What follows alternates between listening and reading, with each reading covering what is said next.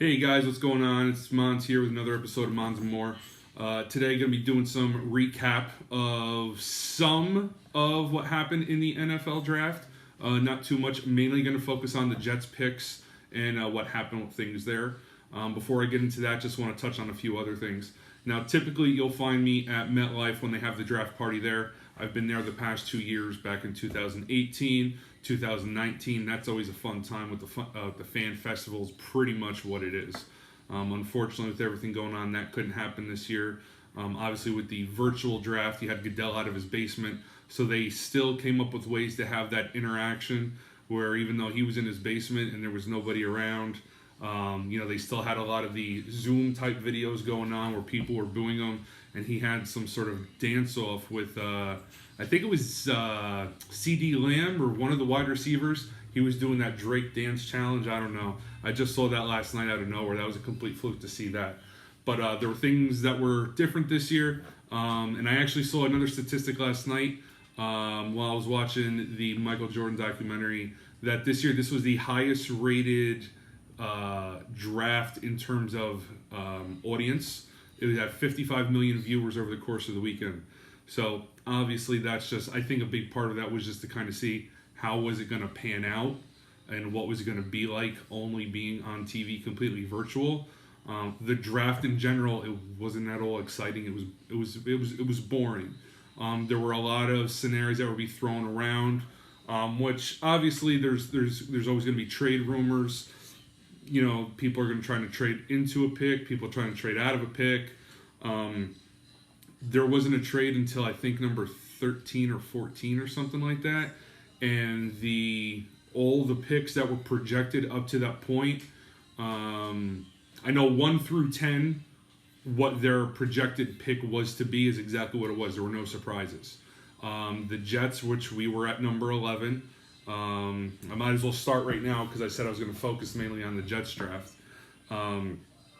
The big question was, were the Jets going to take a wide receiver, which was definitely needed, or were we going to take an offensive lineman, because that's a never-ending... The Jets have always needed two things. The Jets have always needed a quarterback, and the Jets have always needed a line. Again, they're figuring right now we've got our quarterback in Darnold, so he's going to be coming up into year 3. I was thinking, expecting, and hoping them to go with a wide receiver for the first pick. If you go back into free agency in the past month, all they did was pretty much sign linemen. I think they signed, it was a 4 or 5 linemen. Some of them were named players, but whether it was, I think there was a center, there was 2 guards, there was a tackle, and then later on there was a cornerback and a linebacker who I vaguely was familiar with. But I was figuring if your entire free agency is consisting of all focus on the line, which it's needed, then your first pick I would expect to think to be a wide receiver. But they didn't do that. I was a little let down. I'm not gonna lie, because there were 2 that they were expecting the Jets would probably go for if they went after receiver. So let's just jump into it. So at their first pick, it was number 11. All right, they picked Makai Becton, offensive tackle out of Louisville. I don't know that name. Again, I don't watch a lot of college football. I don't pay attention to college football until like right around where you're talking about the end of the season, because now it's about seeding for who's those top 4 teams for the championship. And even so, there's very, very few names that I know. But Becton, by what I heard on him, he's a big guy. I think he's something like 6'7", like 370 pounds. This guy's a monster. So they're expecting him to have an effect on that offensive line for Darnold right away, which, okay, I hope so, because again, the line is definitely a focus for us. So now we go through, going down to our second round. Now, I couldn't remember the name of the receiver that they picked. So I was going through whatever. I didn't watch Friday night being the second round and third round. Saturday morning I was getting ready for work and I watched a video of a Eagles fan that was flipping out because in I guess it was the second round, this Eagles fan was expecting them to select a wide receiver. And I don't know if, yes, it was this one. And he was expecting it to be this receiver, and they made the pick, and they chose Jalen Hurts. And he flipped out bad. And that was, I want to say, the 53rd pick. So that happened. The Jets had I think it was 59th pick. Yeah, the 59th pick, so 6 picks later, and that's where the Jets scooped up Denzel Mims. He's a wide receiver out of Baylor. Again, that's a name I don't know, but I did read some things on Mims. Now, one, on the basis of the reaction of the Eagles fan, knowing that they needed a receiver, wanted a receiver, specifically this guy, and they didn't get him. For me, I'm going to take that as, okay, this guy's good. He's got talent. Baylor is a football school right there in the middle of, obviously, that's what is that? That's the Big 12 down there, the Big 10, whatever it is. There's all these different conferences. I don't remember. That's the Big 12 down there, I think. I don't remember with these college conferences. There's too many. But you figure down in that Texas, Oklahoma area. So for him, I was like, okay, that's good. And then I did other reading on Mims, and he dropped. He got picked at 59. They were projecting him to be picked early-ish in the second round. They were figuring right around in the picks of like 37 to 40 is where they were expecting him to be picked. So he dropped roughly about 20 picks. So the fact that he was elevated, ranked that high, and he dropped and he fell down to us means he's got a high rating. Good for us because we got a receiver that we definitely need, better than what we typically should have had. So, okay, we got the receiver there. They redeemed themselves in that sense. So this makes me even more comfortable with the first pick now. Third pick I did see. I saw this part briefly. I just happened to be on at that moment Friday night. Was Ashton Davis. This was a safety out of California. They were just showing nonstop highlights of this guy. He's insanely fast. He was on the track team doing hurdles and stuff like that, and just watching him pull away as fast as he was seems super athletic. Now, my only concern is just as a fan. Now, you obviously you have the safety situation is good. Now, is he basically a free safety or is he a strong safety? You know what I mean? Where is he going to fall in back there? So where I'm going with this is in regards to what's happening with Jamal Adams right now. He wants an extension. Again, technically he still has 2 years on it, so supposedly I think that's why the Jets aren't really focused in trying to re-sign him right now, because he's only 3 years into his 4-year rookie contract, and then you figure a 5th year if you factor in the pickup option for the team for a 5th one, which obviously they would. But I just think the more you're going to go, the more agitated it's going to be. So there are rumors about trading him, which I don't think they will. So you just have to figure in he's going to be in there probably in the other safety slot, or depending on his flexibility, it doesn't happen much.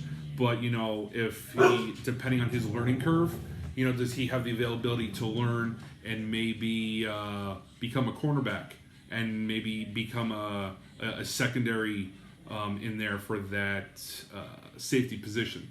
So that would be curious. Jabari Zuniga, okay, he's a defensive end out of Florida. He got hurt. He only played, I think it was about 6 or 7 games last year. I think they said it was a foot injury. They said there is potential. Okay, when you start talking like that, you know what I mean, and you're in the 3rd round, it kind of makes you question the pick a little bit. But they said that there is potential, and there is a decent upside. So they're kind of talking in a gray area there. So we'll see. Again, he's a defensive end. I think he was a pretty big guy too. I don't remember the specifics in his height and weight, but he was a good sized guy. And then they picked his teammate in the 4th round. Number 120 overall was LaMichael Perrine. He's a running back out of Florida. All right, so the Gators down there. This guy's an athlete. He's competitive and he wants to win. He doesn't want to play just to play. He wants to win. So I got a feeling, Off the top of my head, I'm not sure exactly on the depth chart behind Le'Veon Bell, but I wouldn't be surprised if this guy probably starts the season maybe number 3. And as the season goes on, sometimes you see it because the Jets do some weird stuff. They don't do things necessarily right.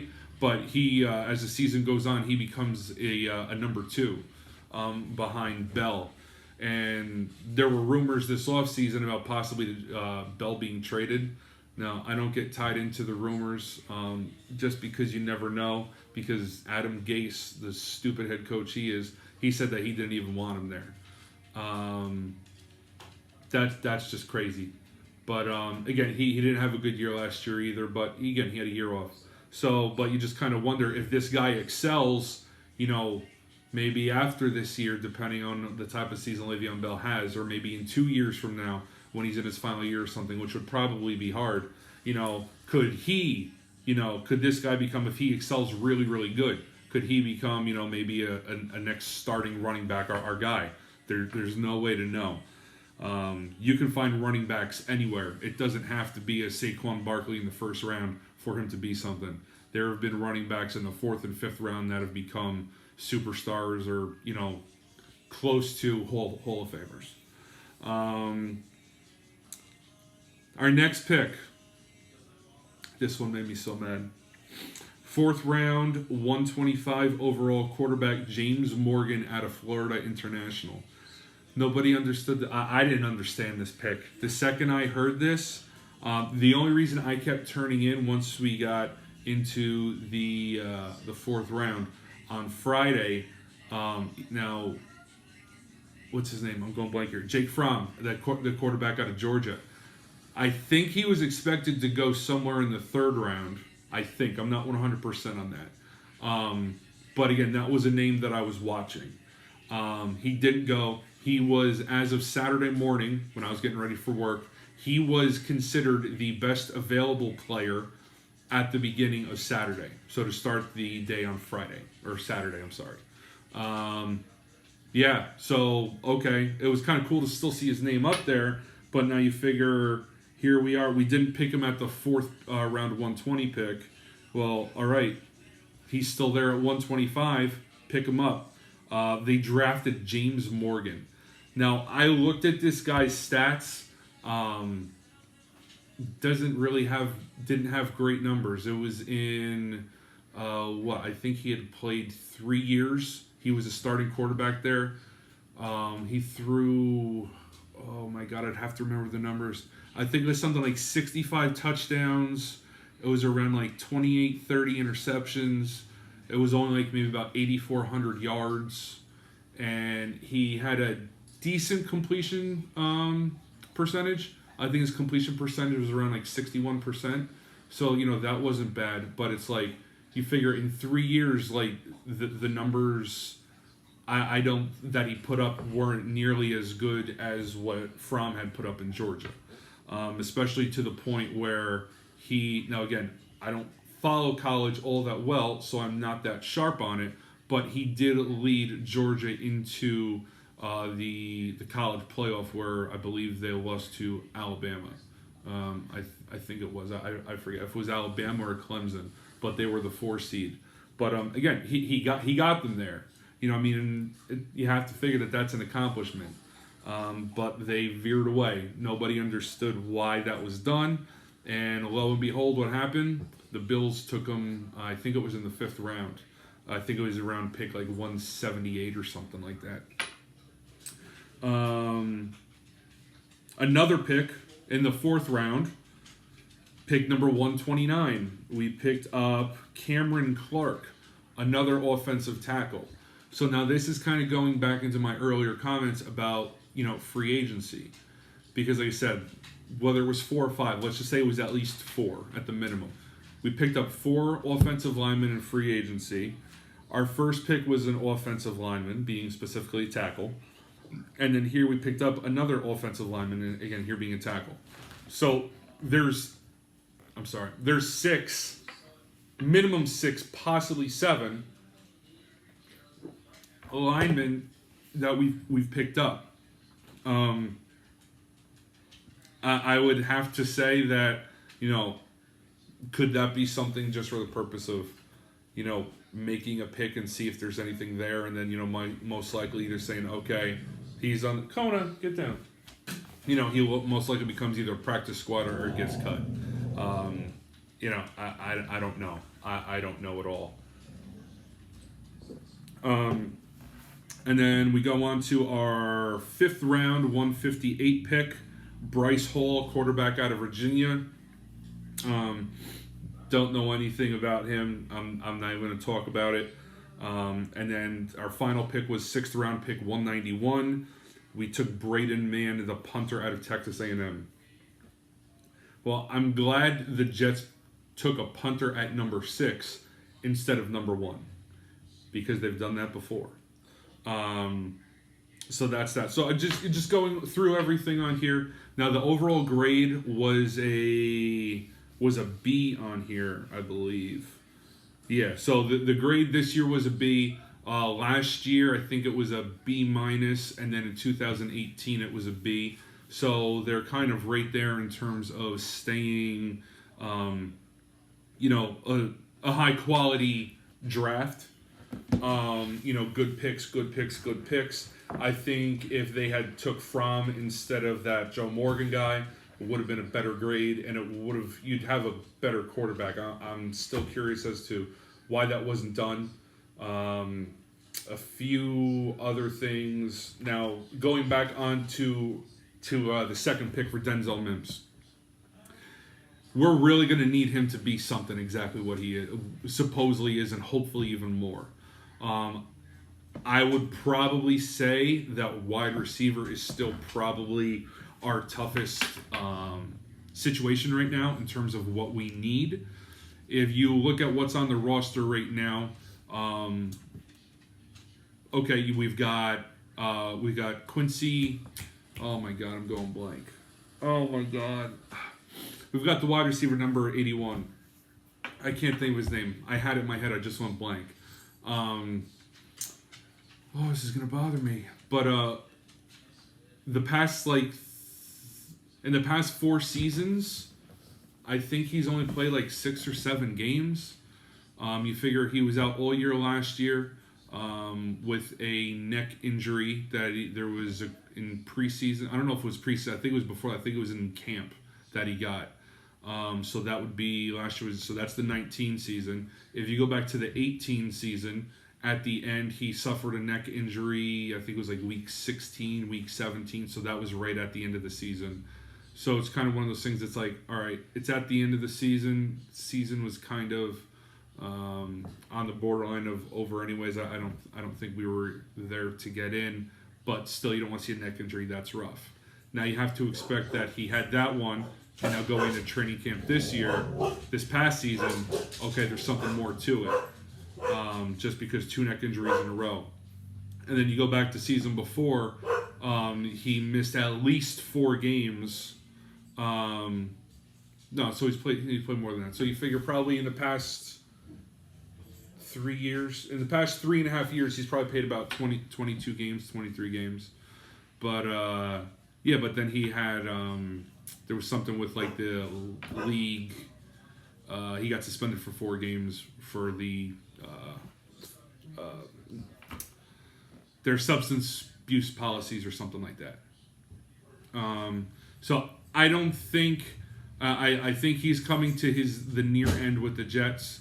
Now a few other ones that they've got Doxson that they signed from the Redskins. He was so. He wasn't not horrible, but they signed him to make it like he was great. He's not that great. I really don't personally think, and everybody wanted to keep Robbie Anderson. He left. I'd say, do what they did. Sign a wide receiver and keep yourself $10-12 million a year from Anderson. But if you think about it, our biggest 4 components are offense. You have Sam Darnold, Le'Veon Bell. I'm going to say probably this rookie, he's probably going to be our best receiver, I think, in Denzel Mims. And then you figure they're expecting a lot really out of him, which he did. He excelled a pretty good bit last year, and I think more this year too, is Chris Herndon. So those are the main 4 components. There's not I I don't believe there's a solid. I'm kind of reluctant to say there's not a solid 2, but there's receivers there that you know their name, but I don't think in the sense of there being like, okay, this is a guy you can solidly rely on. He's going to be a good secondary option. I don't think the Jets have that at this point. So, we'll see. At this point, all we can do is sit and wait. You figure basically we're at the pretty much end of April now. Now, some people are already talking about, is the NFL season going to start on time? Is it even going to happen? I'm not even going to worry about that at this point. We've still got so much time. The Saints, they canceled off-season training just because of the corona. So I think they're probably going to hold off until right before preseason is expected to start. It is what it is, but I'm not really going to worry much about anything more football-wise at this point. I would say until probably mid-July, because it's at that point where you're getting close. You're talking about almost 2 months for the season to start. You're talking fantasy football. So there's a lot of things. Preseason would start 2 weeks later from the middle of July point. So there's a lot of things at that point. So I'm not worried right now. I think we'll be fine. It's just, getting to that part of the season. And, let me know what you guys think. Like I said, in regards to whether it's anything that the Jets did pick, didn't pick, what they should have picked, anything that you thought of the other picks. Like I said, it was pretty boring all the way around. Like I said, the first round, there were maybe, I think the only amazing highlight in the first round that threw everybody off was when the Packers picked Jordan Love out of, I believe it was Utah State, to back up Aaron Rodgers. So I think that was the main thing on there. But everything was just kind of, it was a very quiet blah first round, which was, it's a little disappointing. You like to see the trades and some action to it. But again, was it because of the picks? Yes. Or was part of it partially because it was like a weird format where everyone was scattered out? I think that was a little bit too, but it's understandable. It is what it is right now. So we'll see. I look forward to talking to you guys soon. Obviously, my next video won't be a football video. We got to wait some time for that. But all right, I will see you around. Talk to you soon.